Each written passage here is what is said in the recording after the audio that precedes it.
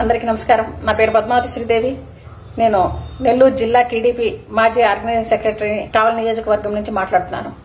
మొన్నటి రోజున కోవూరు శాసనసభ్యురాలు ప్రశాంతి రెడ్డి గారి మీద మాజీ శాసనసభ్యులు ప్రసన్న కుమార్ రెడ్డి గారు చేసిన వ్యాఖ్యలు ఎంతో శోచనీయం. ఒక శాసనసభ్యుడయ్యుండి ఎలా మాట్లాడాలి ప్రజలందరూ గమనిస్తారే, మనం ఎంత హుందాగా ఉందాము, ఎలా మనం మాట్లాడే ప్రతి మాట ప్రజల మనోభావాల్లోకి వెళ్ళిపోతాయి, ఎంత జాగ్రత్తగా మాట్లాడాలి అనేది ఉద్దేశం లేకుండా ఒక మహిళను పట్టుకొని ఇష్టం వచ్చినట్టుగా మాట్లాడటానికి నీకు సిగ్గు లేదండి? మీ మాటలు మళ్ళీ మీ వాళ్ళందరూ జేజేలు కొట్టడమా? అంటే మీరు మాట్లాడిన విధంగానే మీ అనుచరులు కూడా మాట్లాడతారు జనాల్లోకి వెళ్ళి, వాళ్ళకి అనుకూలంగా లేని వాళ్ళ మీద. మీరు ఇది నేర్పిస్తున్నారా సభ్య సమాజానికి? మిమ్మల్ని చూసి యువతరం మొత్తం ఈ విధంగానే మీరు నేర్చుకోవాలని మీరు అనుకుంటున్నారా? సిగ్గు లేదండి? మీ ఇంట్లో వాళ్ళు విన్నారా? మీ మొహాన్ని మూసే ఉంటారు ఒక మహిళను పట్టుకొని ఈ విధంగా తిట్టడానికి. కొంచెమైనా ఇంగిత జ్ఞానం అనేది మీకు లేదా? దేవుడు పెట్టలేరా? మీకు చేత కాలేదు.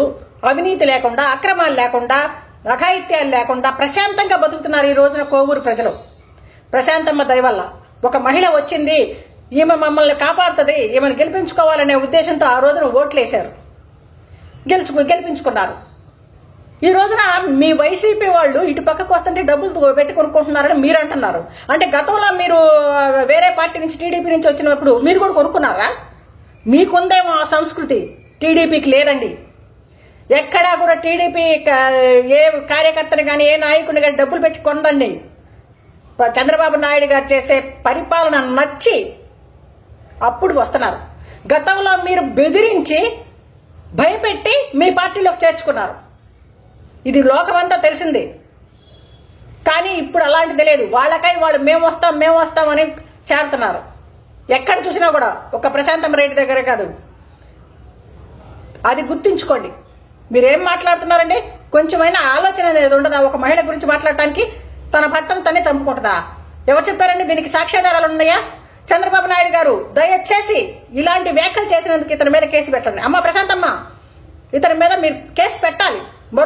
మరొకళ్ళు ఈ విధంగా వ్యాఖ్యలు చేయకుండా ఉండేలాగా. ఏం మాట్లాడుతున్నారండి? సిగ్గు శరం ఉండాలి.